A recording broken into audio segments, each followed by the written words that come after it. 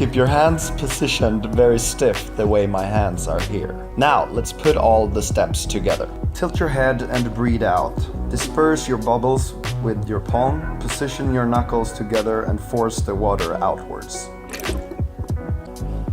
Alright, time for bubble ring number 2. Attain neutral buoyancy, lean back and get your body in a horizontal position. Take a deep breath in, remove your regulator without dropping it. Stick your tongue out and retract it quickly, creating a vortex.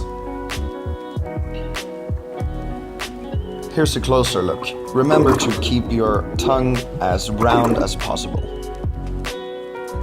Don't blow air out of your mouth while you retract your tongue.